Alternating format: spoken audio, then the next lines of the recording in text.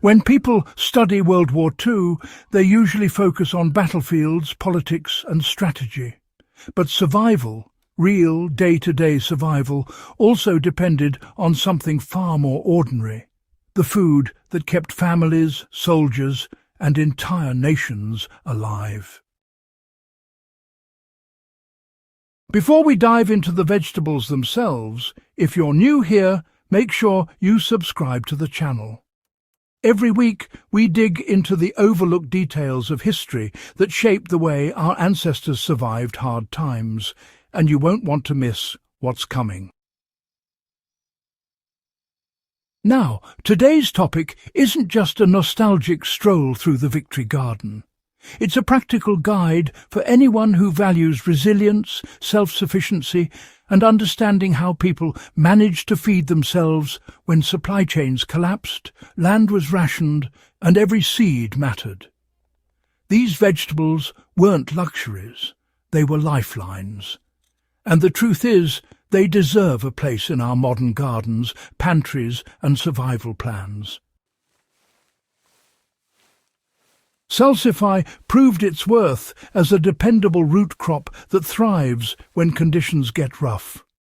World War II farmers grew Salsify not because it was fashionable, but because it performed reliably in poor soil, produced through harsh seasons, and stored well through winter. Its mild, earthy flavour made it a quiet staple in wartime kitchens. Anyone building a resilient garden today could grow Salsify the same way. Plant it in early spring, leave it mostly alone, and lift roots as you need them through the cold months. One practical application is using Salsify as a backup root crop, a second line of defence if potatoes or carrots fail. Crosnes offered a surprisingly high-yield, low-effort alternative to more common tubers.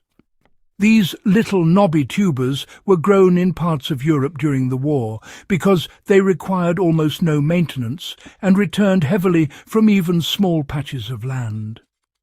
Farmers relied on them when more delicate crops were hit by frost or pests. Modern survivalists could treat Crosnes the same way many treat Jerusalem artichokes. Plant once, allow them to naturalize, and count on them to supply calories even when weather patterns are unpredictable.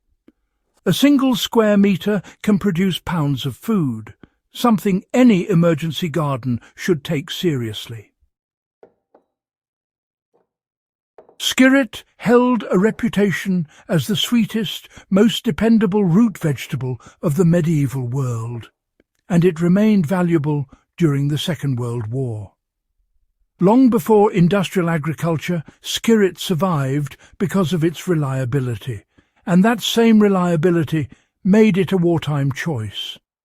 Its many white roots grow even in muddy or nutrient-poor soils.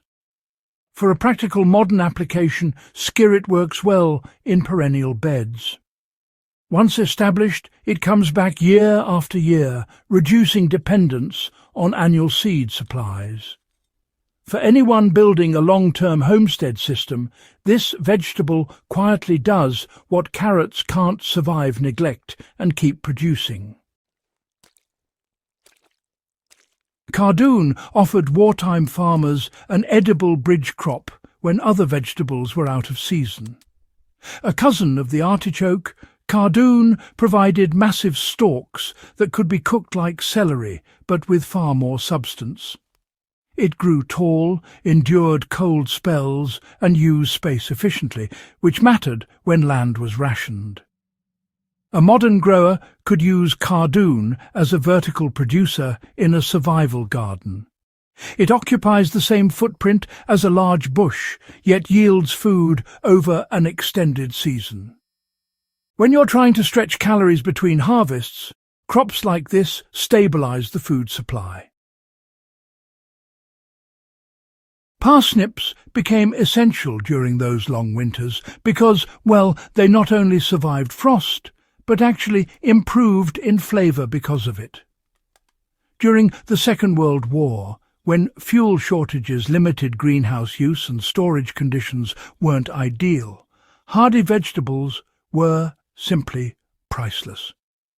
Parsnips were pulled straight from frozen soil when nothing else was available, you know. That same hardiness makes them an excellent addition to any preparedness plan. Plant them once, mulch heavily before winter, and harvest whenever needed.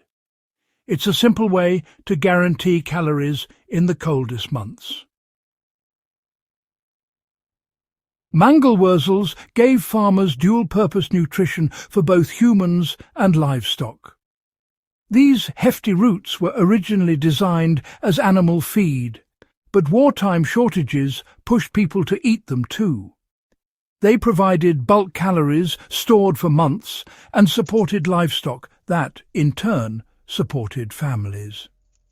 Anyone today establishing a long-term self-sufficient system can use Mangelwurzels the same way.